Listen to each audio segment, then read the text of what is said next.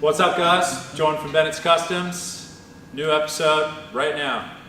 We are on the single-seater Speedster, and today we are trying to achieve the ride height.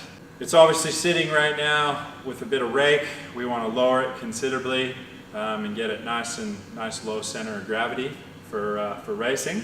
What we're going to start out with is here at the back. We have the Model A axle and stock leaf spring, as well as the original Model A cross member that we've grafted into the frame. Now, we want to do what a ton of people have done for many, many years, and this is lowering the rear by bending the leaf spring that's already there. And we're going to reverse eye it. And what I mean by that is the main leaf actually comes over top and wraps for where it mounts to the axle.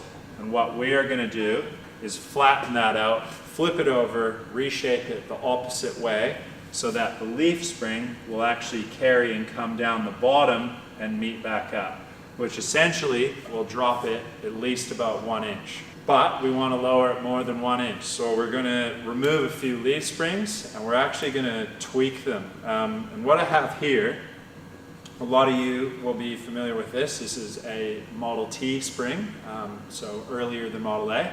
I've had this one for ages. I've actually snapped it, trying to tweak it a little bit more than I should have. I pushed it and I learned the lesson. But the profile of this is a lot different to your A spring. Your A spring's a little quite, more round. And what this is essentially it lowers it even more. So we're actually going to trace this profile onto the table, remove the Model A springs, each leaf, take a few out, and we're going to actually bend them to match this profile. And what that will do is actually carry the bottom of these leaf springs almost parallel with the axle and then kick up inside here. And that should bring this down considerably more than what it is now. So I've done some measuring to ground off the frame rails on the front and back as some reference points. So at the end of the episode, we can put it together, subtract it, and see how much we've achieved in trying to lower the frame. So let's get this thing removed onto the table and start playing with the little bottle jack.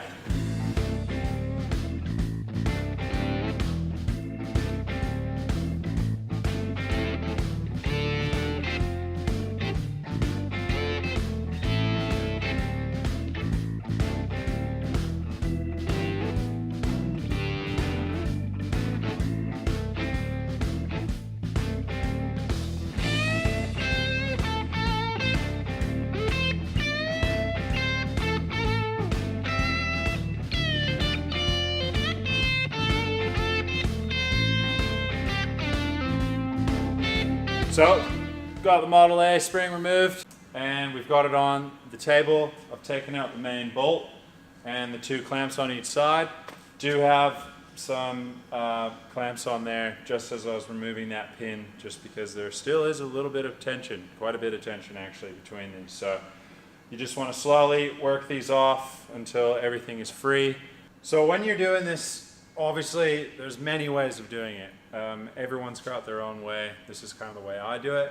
With trying to figure out your ride height and to have a good enough suspension when it's not too hard or too soft, it's honestly a little bit of trial and error. On my previous Roadster, I had to do it about 3 or 4 times, put it on the hoist, drop the spring out, put another one in, put it back together, take it for a test drive and see how it felt.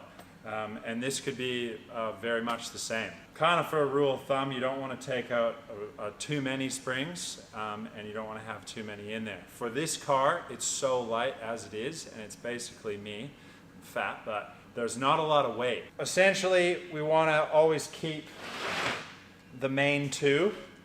It's really nice just to have that second leaf as of a bit of a back brace. And then we can just kind of go through and select different ones. I'll probably just use the next one from that. Probably, even use just something like that. Like 4 leaves, bend them all, leave these ones out, or if I need them as packers, I can also cut them and keep them in there just so that there's enough thread on the U-bolts that hold everything in. Kind of similar to what you do with a Model T spring. The difference between these are actually a 2-inch wide spring, and these are a 2 1/4 inch wide spring. And I've used them multiple ways, where I've used a main Model A spring and bent it to this, and then used other ones and then add another packer at the top to make sure everything's centered properly. But what we're basically going to do is give these things a really good clean, and then we're going to move over to the bottle jack. Now, the bottle jack, it's a real slow process. This takes ages to do, and you have to really make sure that you're not putting a lot of pressure on, hence you will break it like I've done here. But yeah, you just kind of work with the metal real slow in increments as you go. On this one, I've actually made a little die. I've just taken a bit of flat bar, I've rounded it so it doesn't have any hard edges that can kind of press in and create a weak point. And I've just TIG welded it to a little piece of material that I had that actually fits just on top of the bottle there. It's not crazy science. They used to do this back in the day, and basically we're just kind of doing our way of how they used to do it as well. So I'm going to get these cleaned up, and we'll mark out a few lines on them and kind of start flattening it out and getting this reverse spring. Basically, if you look now, this is kind of how it comes in. We're going to flip it, have this going that way, and now the spring's going the opposite way.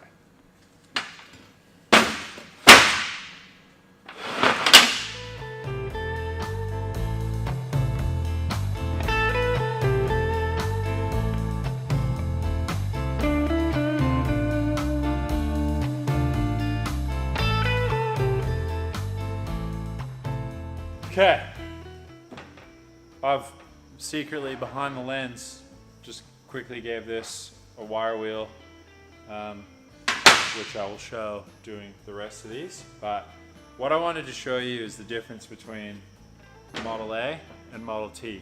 Because I broke the end of this one off, I've kind of marked exactly where that sits. So you can kind of see that that is obviously considerably different to a Model A main leaf spring for the rear. So what we've done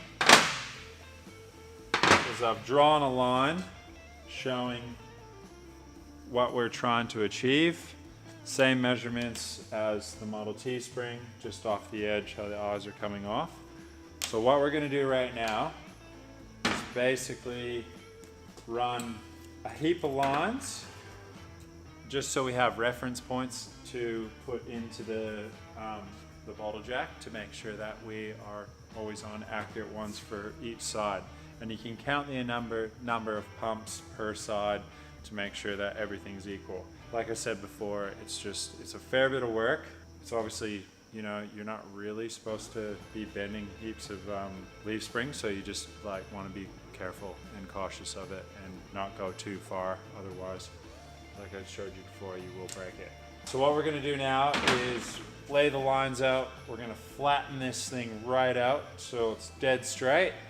We're going to flip it over, and then we're going to start to create this curve out of it, giving that reverse eye so that we lower the 1 inch that we are trying to achieve for this part. So let's get into it.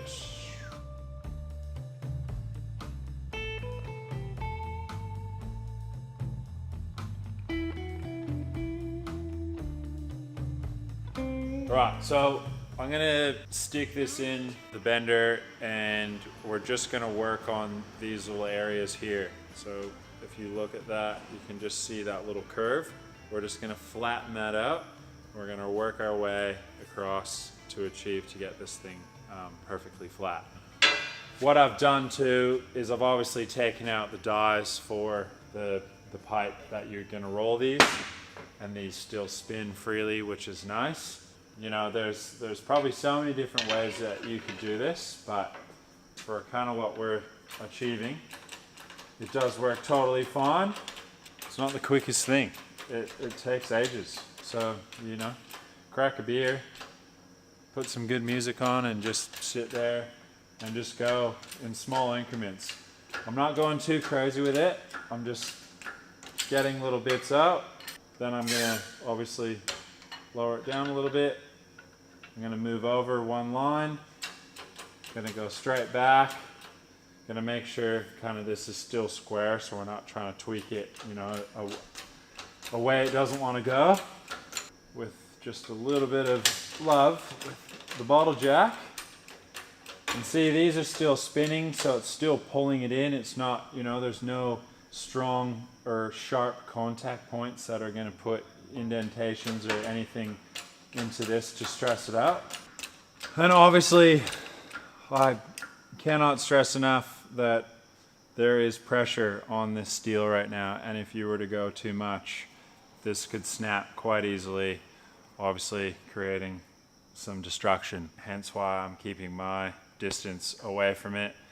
You know, I could probably weld or put some mesh on here to make it a lot safer, but I'm just expressing to you guys that if you do this, for those who haven't done it before, just take your time and just go slow. You don't have to try and go crazy with it and try and get it all done in one bend. You definitely don't want to do that. You just want to keep it uniform.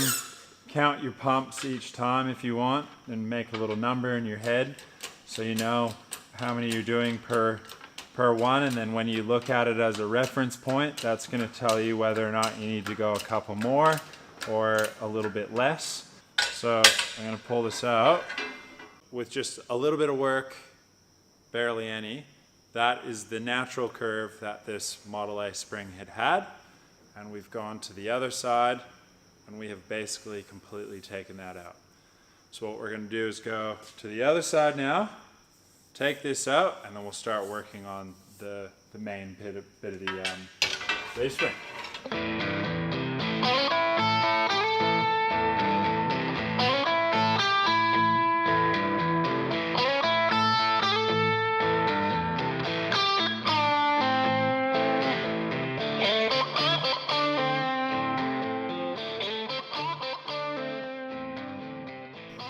Okay, so we've transferred our lines onto the inside now, because now we're going to start to press this area and try and get this flat.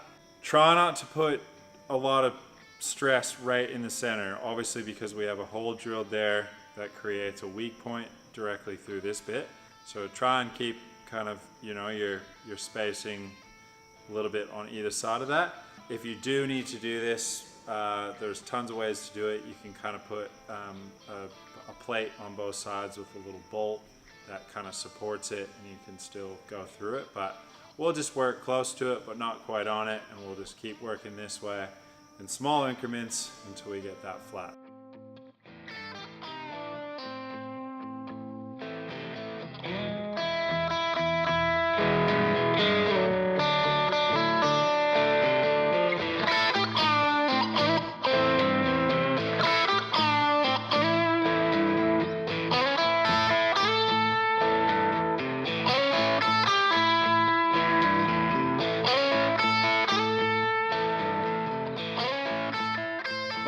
So, as you can see, originally that's the way that it went. The spring wrapping from down, kind of coming up. Now we are reversing the eye. So essentially, if you were to draw a line on here and here, and put that over to it, got your line again there and there. There is your 1 inch that you're achieving to lower it. So, now that we've got it reversed and it's straight, our center line is on our center. Now we need to start creating and slowly start to form this so it follows our outline of the Model T spring. So, another 16 hours on the bottle track. Here we go.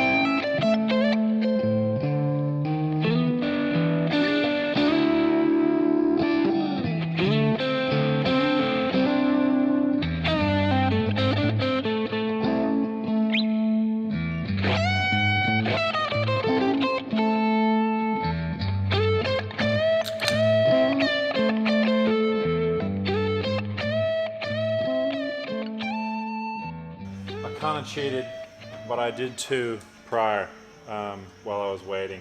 I actually bent these ones up. Usually I would bend the main one and then each one comes off that, but they're all kind of coming off the same reference point. So now I'm actually I really like the curve of these two, so I'm just gonna work with this now. Basically, we've got the initial shape to the curve of what we're kind of after. It's not very perfect yet, but I will go back and kind of, just massage a few of the areas. But we now are gonna start to open up the leaf spring and get it out to a position where we can attach it to the axle.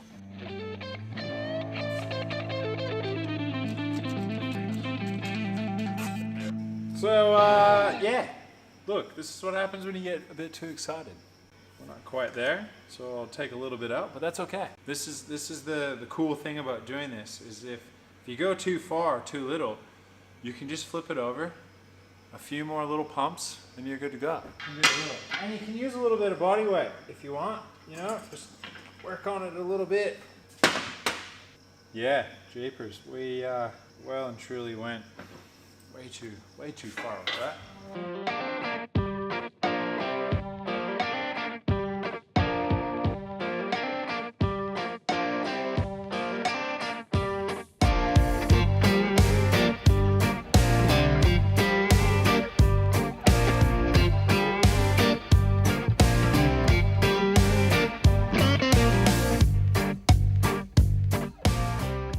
Do this stuff.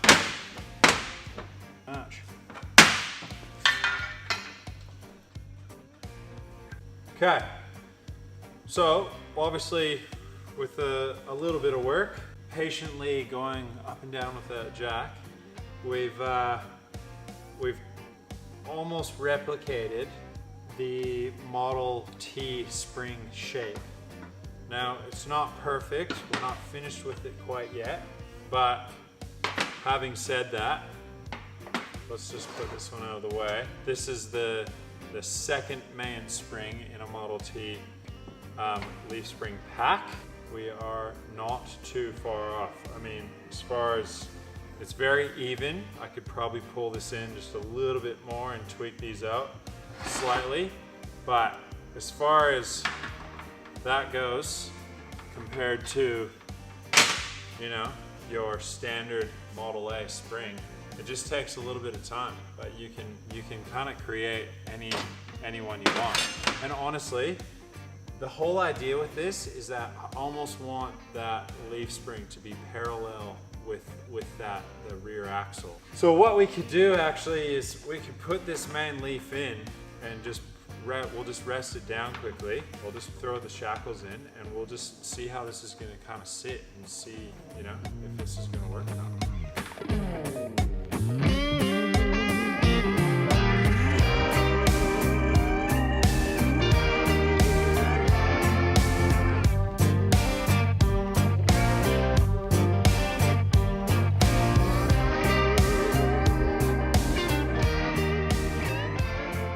Okay, this is all the bits about doing this. You know how I said I wanted to get that leaf spring parallel with the axle? Well, we've basically achieved that, but there's not a whole lot of room for the suspension to flex. So we'll probably try and just take a little bit of the curve out of this just to stretch it out a little bit more. And then we'll do the same with these. Obviously, we don't have the main leaves in there, so once we have that other one in, it'll stiffen it up a little bit more. Where it's sitting right now, as far as the height goes, this is exactly where we want it to be sitting. We have literally dropped it exactly 100 mil. We're losing room for my buttocks. It looks cool. Low center of gravity. Foot flat. Hold on for dear life. What time is it? 9:19. I can wrap it up.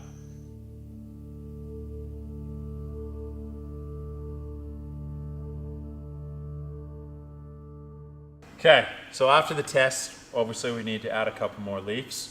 I'm probably going to use the second leaf that I had mentioned before.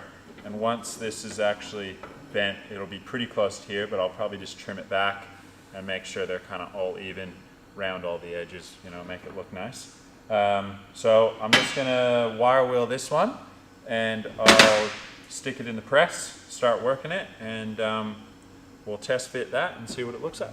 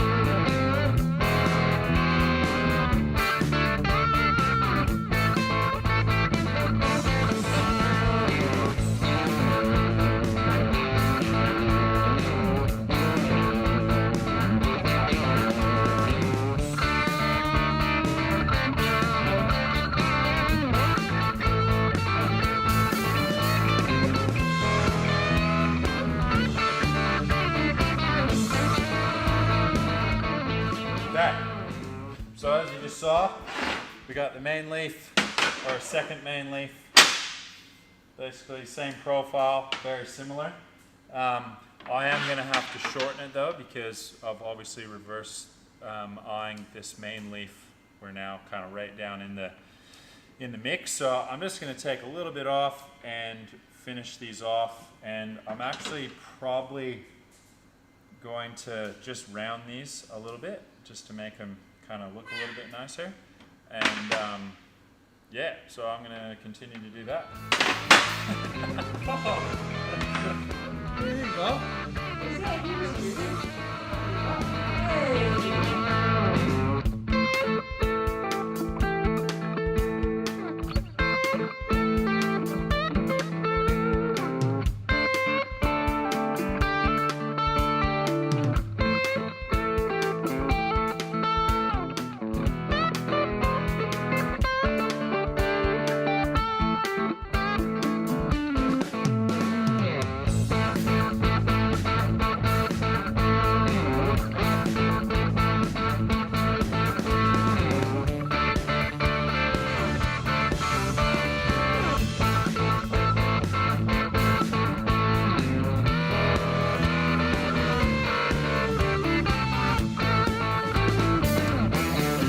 Alright, so we added a couple more leaves. We've put it back in for another mock-up.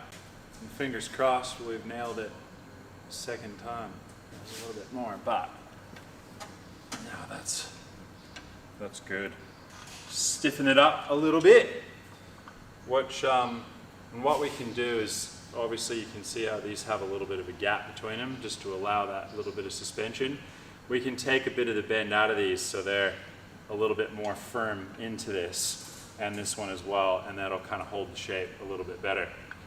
But as far as height goes, the height is nearly bang on kind of what we wanted, and we're at, yeah, so just over 100 mil, so about 4.5 inches, which is awesome. So that lowered it considerably, and now I got a nice place to put the seat. Basically, it's going to be something along the lines of that. So.